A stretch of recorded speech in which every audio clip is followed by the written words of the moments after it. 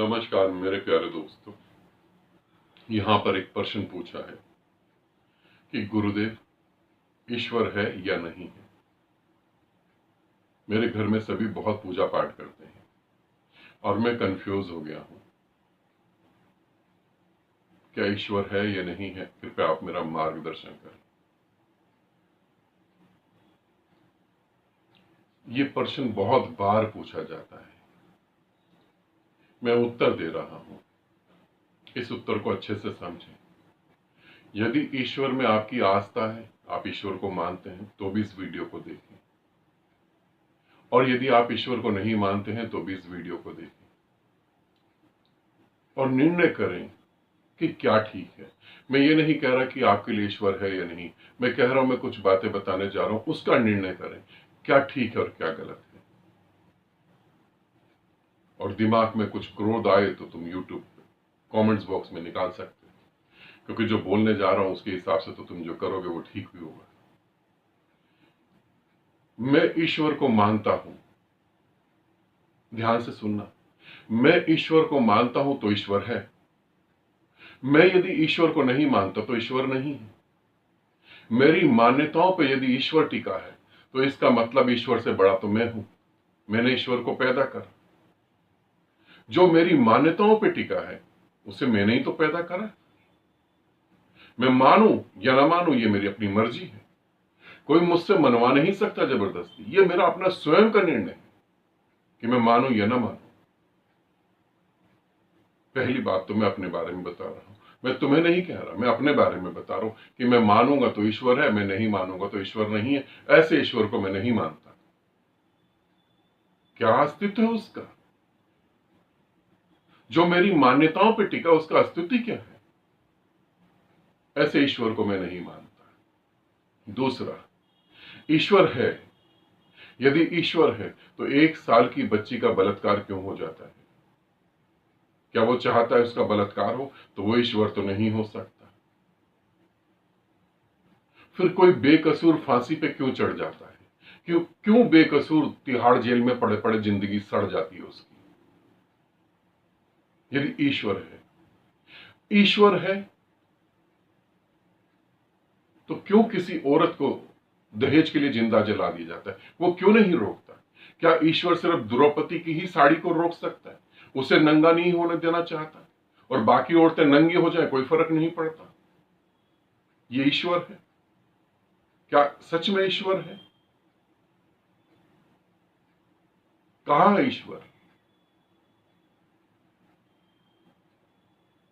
और फिर तुम कह सकते हो कि ये तो कर्मों की सजा है। यदि कर्मों की सजा है तो ईश्वर कहां पर आ गया? फिर तो हम जो कर्म कर रहे हैं उसके हिसाब से भुगत लेंगे। ईश्वर की जरूरत ही नहीं है वहां पे। ईश्वर क्या कर रहा है वहां पर? यदि मैं अपने कर्म कर रहा हूं और अपने कर्मों की सजा भुगत रहा हूं, अपने कर्मों का सुख भोग रहा हूं, तो मैं ही करता हूं ना, तो फिर ईश्वर की वहां जरूरत क्या है? फिर कहां से ईश्वर आ गया? थोड़ा दिमाग पे जोर दो।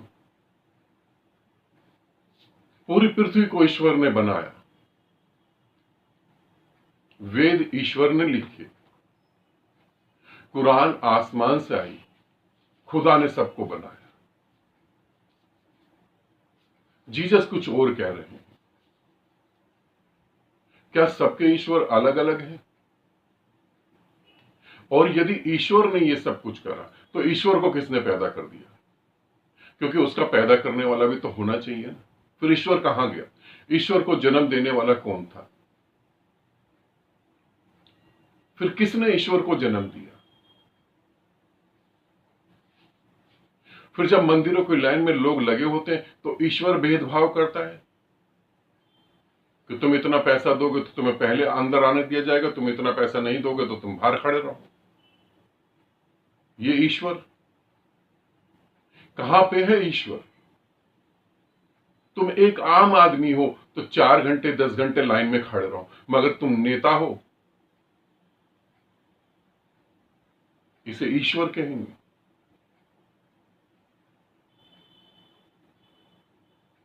ईश्वर, अब तो खैर थोड़ी फ्रीडम हो गई, औरतें समझदार हो गई, फीमेल समझदार हो गई। पहले तो फीमेल को शास्त्र का ज्ञान नहीं था, उन्हें पढ़ने नहीं दिया जाता था। अगर पति मर गया तो उसको उसकी चिता के साथ जला दो, सती कर दो। ईश्वर कहां पर है? और यदि ईश्वर है और ईश्वर ने दुनिया बनाई है, मान भी लेता हूं एक बार, तो ईश्वर ने ऐसी दुनिया बनाई है क्या करैक्टरलेस है वो? उसे ऐसी दुनिया बनानी पड़ेगी जिस दुनिया में नशा भी हो, वेश्यावृत्ति भी हो और क्राइम भी हो। इसका मतलब वो परफेक्ट ईश्वर नहीं। परफेक्ट ईश्वर होता तो अपने जैसी दुनिया बनाता। और ईश्वर को मानने वाले एक दूसरे का खून करे जा रहे हैं, एक दूसरे से लड़े जा रहे हैं, मरे जा रहे हैं, जाति पे, धर्म पे। उनसे बेटर तो वो है जो ईश्वर को मानते ही नहीं। वो लड़ तो नहीं रहे, उन्हें लगता है मानव जाति का, मनुष्य का विकास होना चाहिए,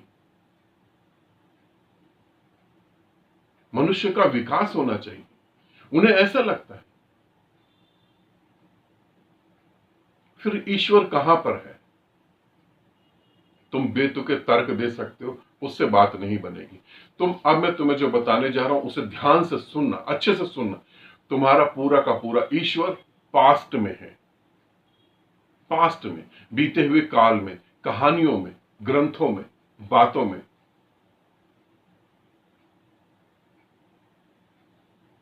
अभी यहां नहीं है। प्रेजेंट में कहां है ईश्वर?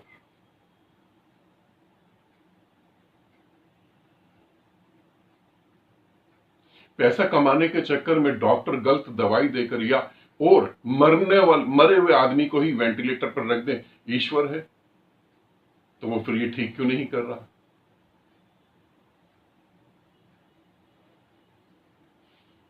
जो चोरी कर रहा है, जो चोरी कर रहा है, जो चीटिंग कर रहा है, वो और बढ़ता जा रहा है। जो मेहनत कर रहा है वो बेचारा मरता जा रहा है। कहां है ईश्वर? कहां है ईश्वर?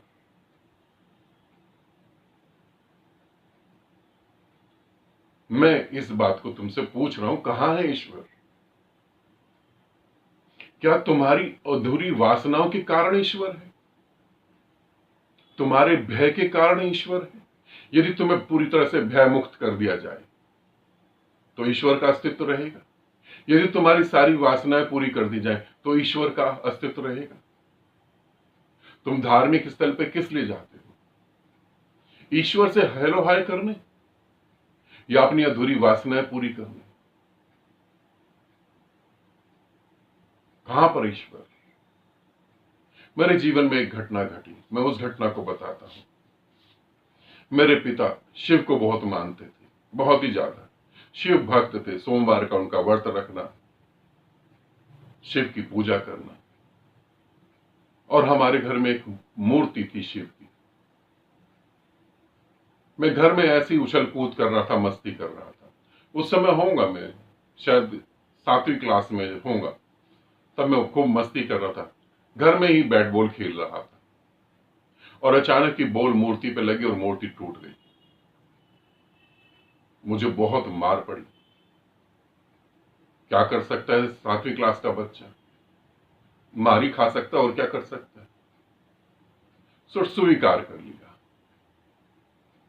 कोई बात नहीं, मूर्ति पैसे की आती होगी और हमारे पास इतना पैसा भी नहीं था। फिर नई मूर्ति खरीदनी थी।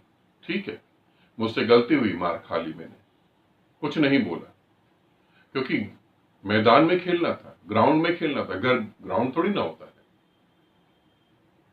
मूर्ति ले आए। कुछ दिनों बाद मुझे जॉन्डिस हो गया, शायद 5 या 6 दिन बाद मुझे पीलिया हो गया, जॉन्डिस हो गया, और वो बढ़ता ही चला गया, रुका नहीं। क्योंकि मुझे ही नहीं पता लगा, मुझे लगा मुझे भूख नहीं लग रही है, मैं खाना नहीं खा रहा था, मौन बैठा रहता था। स्कूल में लंच लेके जाता था, लंच वापस ले आता था। धीरे धीरे ऐसा हुआ, जॉन्डिस इतना बढ़ गया कि मैंने जो कपड़े पहने हुए थे वो उनमें पीला रंग आने लगा, और मुझे जो है लूज मोशन लग गए, और वो भी बिल्कुल ब्लैक। डॉक्टर को दिखाया तो डॉक्टर ने कहा इनके लीवर में प्रॉब्लम होगी, इन्हें जॉन्डिस हो गया है, सही से ट्रीटमेंट करना पड़ेगा नहीं तो बात बिगड़ जाएगी। ठीक है, घर आ गए, दवाई खानी चालू करी, सब ठीक था बिल्कुल। मेरे पिता ने कहा कि तुमने शिव की मूर्ति तोड़ी है, शिव ने तुम्हें पनिशमेंट करा है कि तुम्हें जॉन्डिस हुआ है। यदि शिव थोड़े और नाराज होते तो तुम्हारा जीवन समाप्त कर देते। ये बात मुझे हजम नहीं हुई। मैंने कहा ऐसा कुछ भी नहीं, ये शिव की मूर्ति किसी आदमी ने बनाई है, स्वयं शिव थोड़ी ना आए कहने कि ये मेरी मूर्ति है। कब शिव पृथ्वी पर आया और शिव ने कहा कि ये मेरी मूर्ति है? कभी भी नहीं कहा। किसने सुना कि शिव ने आके कहा कि ये मेरी मूर्ति है, कि त्रिशूल मेरे हाथ में होगा, सांप मेरे गले में होगा, डमरू यहां होगा, ये मेरी मूर्ति है, सर पे मेरे चांद होगा। लॉजिकल तरीके से सोचो, किसी के सर पे चांद हो सकता है? ये बात मुझे गड़बड़ लग गई, और जो मुझे ठीक नहीं लगी मैं पूरा उसको चेक करना चाहता हूं। मैं जॉन्डिस से ठीक हो गया, पीलिया खत्म हो गया, नॉर्मल खाना खाने लगा, कुछ भी नहीं, अच्छा था सब कुछ। मैंने वो जो मूर्ति लाए थे उसे तोड़ दिया, फिर दोबारा, अब तो मैंने जान पूछ के तोड़ दिया। पिता ने कहा फिर बैट बॉल खेल रहे थे। मैंने कहा नहीं, तो बैट बॉल तो ग्राउंड में ही खेलता हूं। उन्होंने कहा फिर मूर्ति कैसे टूटी? मैंने कहा मैंने खुद तोड़ दी। वो सोचने लगे। मैंने कहा मैं देखना चाहता हूं कि शिव मेरा जीवन कब समाप्त करेगा। कहने लगे तुम्हारा दिमाग खराब है। मैंने कहा हाँ, पूरी तरह से खराब है, मगर मैं देखना चाहता हूं यदि सही में शिव है तो वो मेरे लीवर को खत्म कर देगा और मेरी डेथ हो जाएगी। मैं स्वीकार करता हूं मृत्यु, मगर ये तो पता लगे। उन्होंने कहा बहुत बुरी तरह मरोगे, मौत नहीं आएगी, तड़पते रहोगे। मैंने कहा ठीक है, अब देखा जाएगा जो होगा। एक हफ्ता बीत गया, वो नई मूर्ति ले आए। एक हफ्ता बीत गया, नई मूर्ति ले आए। ठीक है, एक हफ्ता बीत गया, वो मूर्ति भी तोड़ दी मैंने। उन्होंने बोला अब तो हद ही हो गई, तुम्हें जॉन्डिस हो या ना हो, मैं तुम्हें मारूंगा। मैंने कहा ये गलती मत करो, क्योंकि ये गलती करके तुम पछताओगे। मैंने कहा अब हमारा पिता का और बेटे का रिश्ता नहीं है, अब तो आमने सामने की युद्ध छिड़ गया है। मैंने कहा शिव जिसका कुछ नहीं बिगाड़ पा रहा, उसका तुम क्या बिगाड़ोगे फिर? मैंने कहा शिव की मूर्ति तोड़ रहा हूं ना, तो शिव मेरे पे क्रोधित हो ना, शिव मेरे को और पनिशमेंट करे। तुम कौन होते हो बीच में? और मैंने कहा ध्यान रखना, जिसका शिव अब कुछ नहीं बिगाड़ पा रहे वो तुम्हारा बहुत कुछ बिगाड़ देगा। थोड़ा होश में रखो अपने दिमाग को। 4-5 मूर्तियां मैंने तोड़ दी, मगर मुझे जॉन्डिस नहीं हुआ। यदि सच में शिव होते तो मुझे जॉन्डिस होता। फिर मैंने अपने पिता को बोला, वो मुझसे बहुत गुस्सा हो गए, नाराज हो गए। मैंने अपने पिता को बोला कि तुम बात समझो, मुझे पता है मैंने हकीकत में मूर्ति नहीं तुम्हारी मान्यता तोड़ी है। जिस मान्यता को लेकर तुम इतना जिंदगी इतनी जी ली तुमने, उस मान्यता को तोड़ दिया मैंने। इस बात का तुम्हें दुख है, मैं समझता हूं, मगर तुम मेरी बात को समझो। क्या जो तुम कर रहे हो वो सच में उसमें कुछ है? कुछ तथ्य है वहां पर? कुछ ऐसा है जो सत्य कह सके हम उसे? कुछ ऐसी घटना है वहां पर? कहीं तुम कल्पनाओं में तो नहीं गुम हो गए? कहीं तुम्हें पंडितों ने डरा तो नहीं दिया?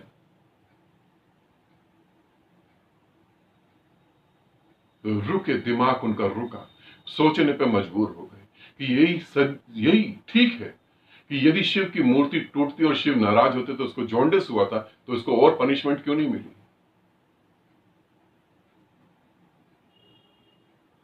कहां है शिव? मेरे मानने पे है ना, मैं नहीं मानता तो नहीं है उसका अस्तित्व।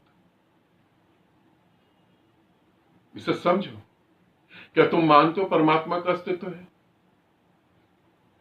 क्या तुम मानते हो ईश्वर का अस्तित्व है? मेरे लिए ईश्वर और परमात्मा सिर्फ तुम्हें ध्यान साधना कराने के लिए एक शब्द का इस्तेमाल करने की बात है। मैं तुम्हें सच सच बता रहा हूं।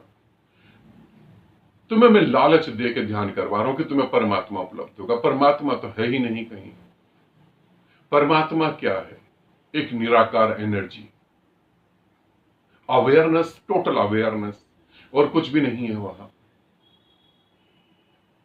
उसी को मैं परमात्मा कह रहा हूं, उसी को मैं ईश्वर कह रहा हूं, क्योंकि तुमने वो पकड़ रखा है। मगर ईश्वर का अस्तित्व सच में कहीं नहीं है, मेरी दृष्टि में नहीं है।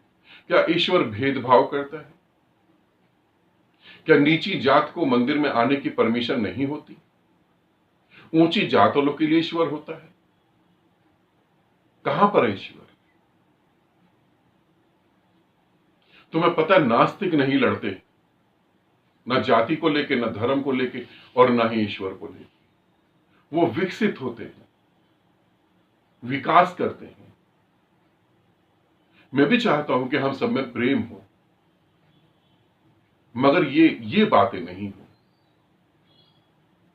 मेरी दृष्टि में ईश्वर का कोई अस्तित्व नहीं है, ये सिर्फ एक कल्पना है। और कैसे ये पैदा हुई वो भी तुम्हें बता देता हूं। मनुष्य को एक समाज का निर्माण करना है। उस समाज के निर्माण के लिए उसे कितने भी डंडे मारो, वो करेगा वही जो उसके दिमाग में आ गया है। वो करेगा वही जो उसके दिमाग में आ गया। तुम देखो, लॉ कितने सख्त हैं। ऐसी कंट्रियां हैं जहां तुम औरत को छेड़ दो तो तुम्हारी आंख निकाल दी जाए। जहां तुम बलात्कार करने की कोशिश करो, तुम्हें पब्लिक के बीच में मार दिया जाएगा। चोरी करो, हाथ काट दिए जाएगी। और फिर भी वहां क्राइम होता है। क्राइम रुका थोड़ी ना, फिर भी वहां क्राइम होता है। बलात्कार होने पे फांसी लग जाती है, ये सब चीजें होती, फिर भी बलात्कार होते हैं। कहां रुक गए बलात्कार? कहीं है, कहीं ईश्वर नहीं। इस समाज की व्यवस्था को बिठाने के लिए बताया गया कि एक अज्ञात डंडा है, एक अज्ञात पनिशमेंट है जिसे तुम देख नहीं पा रहे हो। यदि तुमने कुछ करा तो वो अज्ञात ऊर्जा जो है वो तुम्हारा सर्वनाश कर देगी, तुम्हारा सब कुछ बिगाड़ देगी, तुम तहस नहस हो जाओगे। उस अज्ञात भय से तुम डर गए, और उस अज्ञात भय से जब तुम डरे तो ऐसा नहीं तुमने गति करी, तुम्हारा शोषण करना चालू करा। तुम्हारी गति नहीं हुई, फिर तुम्हारा शोषण चालू हुआ, फिर तुम्हारा इस्तेमाल करा गया, और आज तक करा जा रहा है। कोई कह रहा ब्रह्मा कमल के फूल से पैदा हो गए, तो आज भी तो मार्केट में इतने कमल के फूल है, कोई ब्रह्मा पैदा हो दोबारा?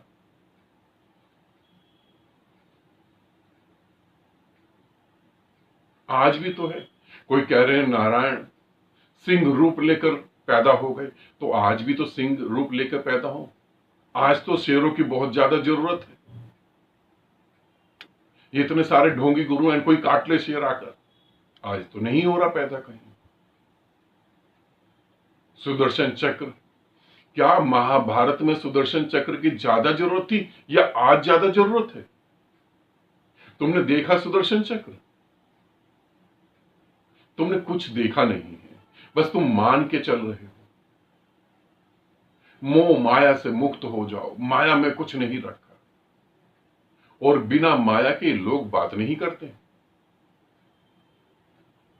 कहां है ईश्वर? ईश्वर कहीं नहीं है। ईश्वर का कोई अस्तित्व ही नहीं। मेरे एक जानने वाले हैं, एक औरत ने क्या करा, उनको रेप केस में फंसा दिया, जानबूझ के रेप केस में फंसा दिया। वो 7-8 साल तक कोर्ट के चक्कर काटते रहे, और जब वो फंसे, उनके बच्चों की वो हालत हुई, स्कूल में बातें फैल गई। स्कूल में उनके बच्चों को टॉर्चर करा गया, तुम्हारे पापा ने रेप करा है। समाज में वो चलने फिरने लायक नहीं रहे। जहां भी जाए, इस आदमी ने रेप करा, इस आदमी ने रेप करा। और रेप उन्होंने करा ही नहीं था, ऐसा हुआ ही नहीं था, ये तो हमको पता था। लास्ट में 7-8 साल बाद कोर्ट के चक्कर काट काट के जज ने ये देखा, सारे सबूत देखे, पता लगा सब झूठा केस था, कहीं कोई रेप हुआ ही नहीं था। मगर 7-8 साल उस व्यक्ति ने भुगता। ईश्वर कहां था उस समय? कहां था ईश्वर? और यदि ये ईश्वर है तो ये 2 कौड़ी का नालायक ईश्वर होगा। कहां है ईश्वर? तुम्हारे भय के कारण ईश्वर है, तुम्हारा शोषण करने के लिए ईश्वर है। ईश्वर ने दुनिया बनाई।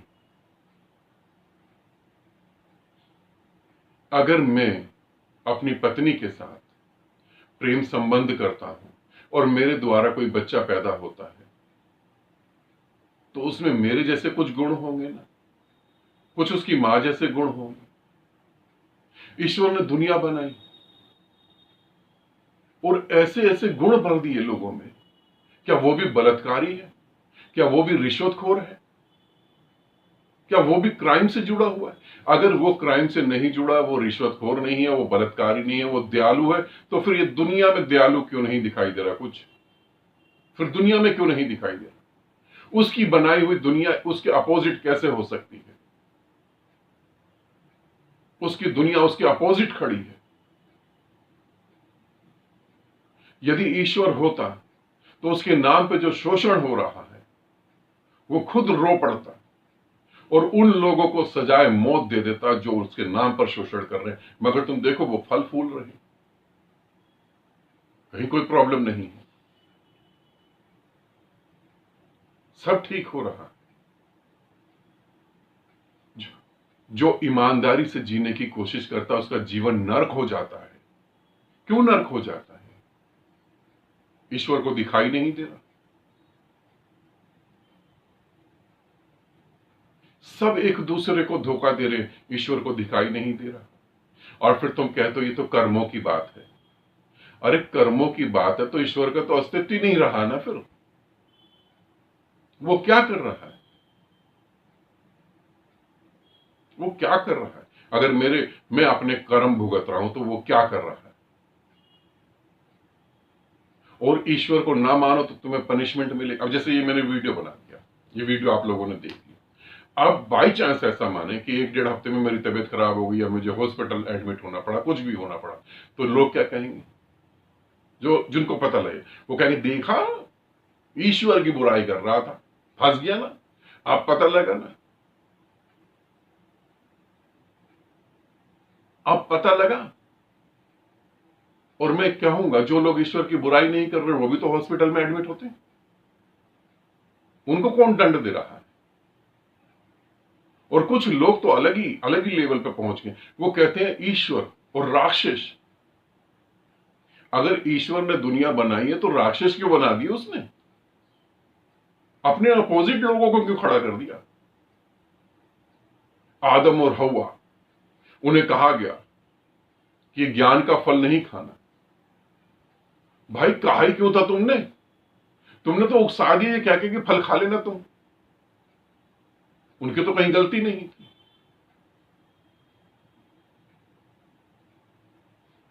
और इतने चमत्कार ईसाई धर्म में तो इतने चमत्कार हैं, पूछो ही मत। हर कोई हाथ लगा के लोगों को ठीक कर रहा है। तो फिर मदर टेरेसा को भी अभी जिंदा होना चाहिए था, जीसस को भी अभी जिंदा होना चाहिए था। जब तुम लोगों की बीमारियां ठीक कर सकते हो, सब कुछ ठीक कर सकते हो। मैंने कुछ दिन पहले पॉप की वीडियो देखी, वो व्हील चेयर पे घूम रहे हैं। अरे भाई इतना चमत्कार कर रहे हो तो पॉप को दौड़ाओ ना, ओलंपिक दौड़ में दौड़वा दो उसको। क्यों चल रहा है वो व्हील चेयर पे, क्यों बैठा हुआ है? तुम्हारे घर की समस्याएं हल करी जा रही हैं, खुद की उनकी समस्याएं ऑलरेडी हैं। तुम्हें ज्ञान बताया जा रहा है, तुम्हें बताया जा रहा है ये मंत्र पढ़ो, वो मंत्र पढ़ो और देखो तुम ठीक हो जाओगे भी। और खुद जब बीमार पड़ते हैं तो वो हॉस्पिटल में जाते हैं। राम कथा करो, तुम कभी बीमार नहीं पड़ोगे। ये स्वयं हॉस्पिटल में एडमिट हो जाते हैं। तुमको धोखा दिया जा रहा है ईश्वर के नाम पर, तुम्हें सरासर धोखा दिया जा रहा है और तुम हो कि इतने डरे हुए हो। एक बार मैं एक ग्रुप में साधना करवा रहा था। मैंने सबको बोला कि अहम ब्रह्मास्मि, तुम भी इससे पुकारो, मैं ब्रह्म हूं। कुछ साधकों ने तो बोला अहम ब्रह्मास्मि और कुछ ने नहीं बोला। मैंने बोला कि तुमने क्यों नहीं बोला? उन्होंने बोला कि पाप लगेगा। ऐसे कैसे बोल सकते कि हम ब्रह्म हैं? कितना डरे हुए लोग हैं। एक मैं किताब पढ़ रहा था, शायद अरब कंट्री की या कहीं